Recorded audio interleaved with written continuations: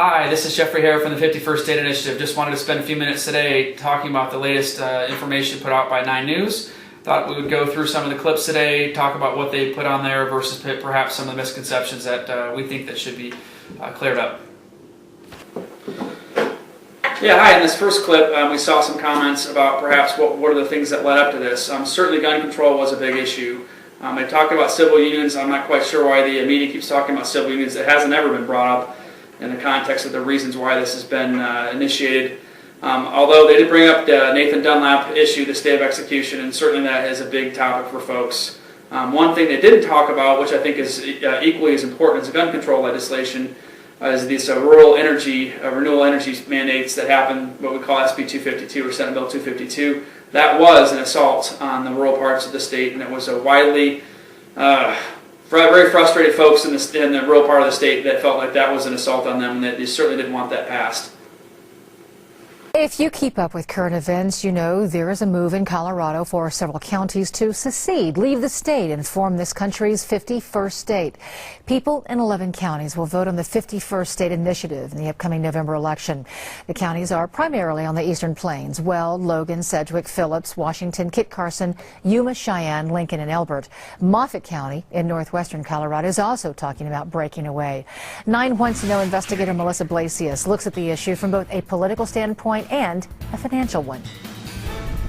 If you listen closely in the rural corners of Colorado, you hear the sounds of a brewing political revolt. An outcrying of citizens after primarily the gun control legislation.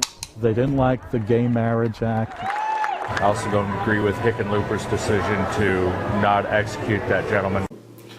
Hi, in this next clip you're going to see some comments related to Greeley potentially being the capital of the new state. And it's highly unlikely that Greeley would be the capital. I think the goal would be to have a capital out in a rural community. Perhaps at one point Greeley did understand rural communities, but we're seeing certainly from the urbanization of Greeley that they may not understand the rural communities as well. So we feel like it's important to have it in a different part of the state, or certainly a different county, perhaps other than Weld County, so that we can reconnect and the state legislatures will be out there and they would have an ongoing connection, if you will, with the rural part of the state. So Greeley, probably not going to happen. Greeley would likely be the new capital of a state called North Colorado or New Colorado. Hey, so this next clip you're going to hear them talking about some of the financial projections they put together. We would have loved to have seen the financial projections, so it's difficult to say whether they're accurate or not accurate. We kind of believe, based upon their conclusions, that more money comes into the rural parts of the state rather than rural subsidizing the urban communities, that it's likely their financial projections are inaccurate. One thing we do know is they were basing their oil and gas production revenues from 2009. There's been a substantial increase in oil and gas production, particularly in Weld County, in the last 4 years, so I think that hasn't been factored into it. Another thing that I think people need to take into consideration is we're not trying to form a government that has the same large bureaucracy, the same large state government that exists in Colorado. We believe it should be much more local control. Education is a good example that we can talk about that in future discussions. So even if you go with their analysis, with a thinner state government, less state government, more local control, the state funding should be less. So over time, the burden, if you will, on funding the state government will be smaller, and I think the projections even they came up with would look differently. So we certainly would have loved to have had that conversation, and we open the door for that conversation if they want to sit down with us again and talk about how perhaps we needed to take a look at the finances a little differently than they did. But will old Colorado lose out if a 51st state is born? Okay, who's going to come out on top money-wise on this stuff? Bert Hubbard started crunching some numbers as part of a project by iNews, a nonprofit journalism center. He looked at tax revenue coming in from the 11 counties where the 51st state is on the ballot, and he compared that to the money the state sends back to those counties for schools, Medicaid, and other major programs. So we did the math and extended that out and found a gap of between $60 million and $120 million for the 2011-2012 year. And if you break it down by population, that means that each person in those counties would get between $180 and $360 more back in state services than they paid for. 51st staters do take issue with iNews' calculation, saying it underestimates the revenue from oil and gas production, especially on state land. Clearly, we believe that we put more into the state coffers that come out. Should the rest of Colorado work to mend fences with the secessionists, or is it good riddance? There's some talking in the state among some people, yeah, let them go. And let them pay for all the institutions, the prisons, the universities, the community colleges that the state has paid for. Hey, in this next clip we're going to see some discussion on infrastructure, some issues related to state funding, if you will, what's happening in these regions. So he's going to talk about transportation, talk about higher education, state prisons and all that. Well, he comes from the perspective that the state owns things, and the state is really the steward, if you will. We send our tax money to the state capital, and they redirect it, redistribute it to different portions of the state. And there's certainly a valid purpose for a state government. But we would argue the flip side of what we talked about a few minutes ago, the financial discussion. We would argue there's a whole lot more money going into the state than comes back to these communities, and we can certainly have that discussion. We'd be happy to sit down and have that discussion. So the taxpayer dollars that we put into the state government that's come back to our communities, it's not the state's assets. They're the assets that we would have access to or we need within our communities. So if we believe that ultimately we put more money into the state than has come back, and I'll talk about transportation as an example, transportation funding throughout the state is really neglected. The state doesn't do a good job of funding projects outside the urban corridor and then rural areas. Most of the state highways are neglected.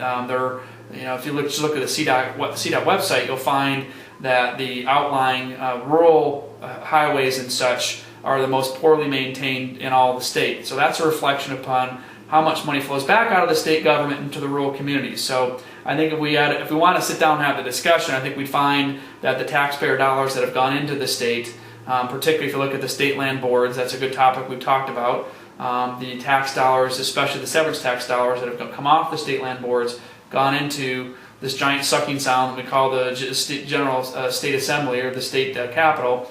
What comes back out to those communities, we believe very strongly that we pay more than comes back. So we can have a discussion on should there be something we have to purchase, quote unquote, from the state. Realistically speaking, those are our taxpayer dollars. Disproportionately we put in versus what we got out. Maybe there needs to be a small truing up, but I would argue that we've done our fair share of funding those institutions, whether it's UNC, whether it's a state institution, or the state prisons, or the community colleges. So happy to have the discussion, just disagree with the premise to start with. Should the rest of Colorado work to mend fences with the secessionists, or is it good riddance? There's some talking in the state among some people, yeah, let them go. And let them pay for all the institutions, the prisons, the universities, the community colleges that the state has paid for. Hey, in this next segment we're going to look at some of the comments made by the reporter, Melissa, related to the diversity of values, diversity of communities, and how Governor Hickenlooper wants to be the governor of all of Colorado. Well, apparently he doesn't understand much about rural Colorado, because we have some very diverse communities and we have some very diverse values throughout this part of the state as well. His comments about, is this really about sending a message, or is this the politics of divisiveness? Maybe he needs to lean in a little bit more. Well, he is the one that has caused this divide. And if you go back and understand what brought us to this point, he's the one that, I would say, it crammed SB 252 down the throat of rural Colorado, this one-size-fits-all solution for gun control, when he admitted that the gun control legislation was something that the urban communities, he felt needed, or were needed in the urban communities, that the rural people would have to accept some compromise or inconvenience, some quote like that. So he's the one that forces this one-size-fits-all solution. There has been this assault on rural Colorado, both within the agricultural community.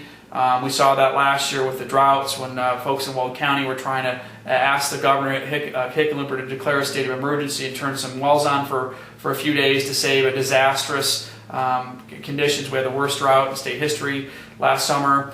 We've seen that in the oil and gas regulation, where there is a massive amount of assault really on the industry. Weld County doesn't get a seat at the table making these oil and gas regulations yet. We have the largest production in the county, and these counties as a whole, these 11 counties are talking about forming a new state, represents about 80% of the oil and gas production within the state. So if he wants to mend the gap, he should have done that a long time ago. It's too late now when he's forced these issues, this one-size-fits-all issue, these mandates from the state legislature on. It's clear he has an agenda, and his agenda is this assault on rural Colorado. So we welcome the discussion, we welcome the debate.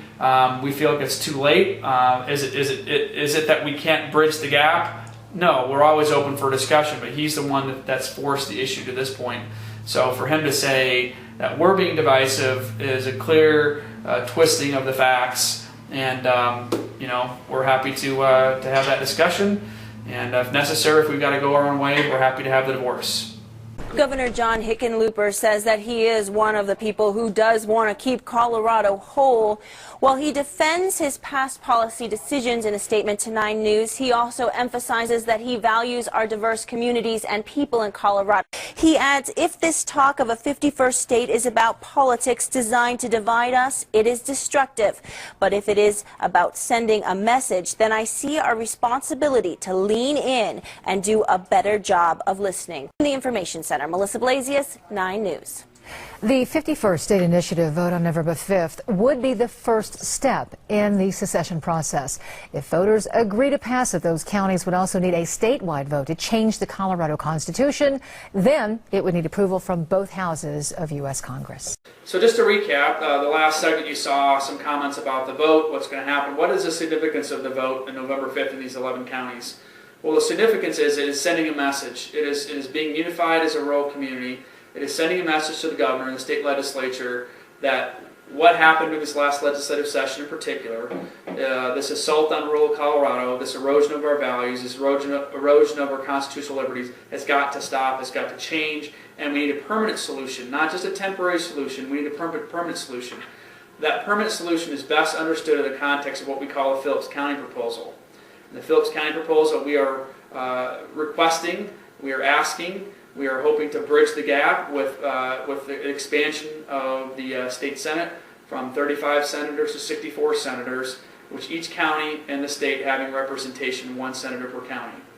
Now, that would go a long ways towards giving rural Colorado a new voice, a voice to be able to offset the urban interest, to have that check and balance, if you will. It would also add some additional check and balance on from the left versus the right. So we can't have one side dominate the other and impose its will. That's what government needs to happen, is proper checks and balances. So the critical things beyond that, we need to have the Phillips County proposal supported. We talked about that. We need to have SB 252, which was that rural energy mandate on 80% of the state, so the rural electrical associations. That needs to be repealed. Rural people, by and large, rural folks in those communities do not want that imposed upon them. We want free market solutions. We want the best choice of input, if you will, the lowest cost to be able to be supported. We already are living with the 10% constitutional limit that's in there. So roll back SB 252, repeal that, and of course, if the message hasn't been made loud and clear to both the state legislature and the governor, the gun control legislation where you came in and eroded our constitutional rights, our inalienable rights to self-defense, those need to be repealed. The magazine limit and the universal background check. So I think those are good places to start. Those concepts, those ideas, if we could start to build that, bridge that gap, if the governor and the state legislature is serious about leaning in and listening, that's where to start. Happy to have this discussion. Governor Hickenlooper, I'm happy to sit down with you across the table. Let's have a cup of coffee. I'll even let you buy me a beer if you want me to come down to Denver, and we'll talk about how we bridge this gap. So let's make it happen. Let's figure out how to bridge that gap, and if we can't make it happen, then I think we go back to 51st State Initiative. There's nothing wrong with this constitutional process, Article 4, Section 3. Our founding fathers envisioned that there would come a point in time in history where perhaps their differences were irreconcilable. People get divorced all the time. It's unfortunate in some cases that it gets to that point. People can't bridge that gap and reconcile, but it happens. And so that's all we're suggesting here is there are potentially irreconcilable differences, and the result of that, if we can't bridge that gap, is let's just go our separate ways. Let's politically subdivide. Let's create a new state, and let's get back to respecting and reflecting the values in the communities within the state. So hopefully this clears it up. If not, please contact us on our website. We would contact us page at 51ststate.org. So it's 51ststate.org, 51ststate.org. Contact us on that page. We will respond, do our best to respond and try to clarify things. So anyways, God bless you guys. Appreciate all listening in, and have a great day.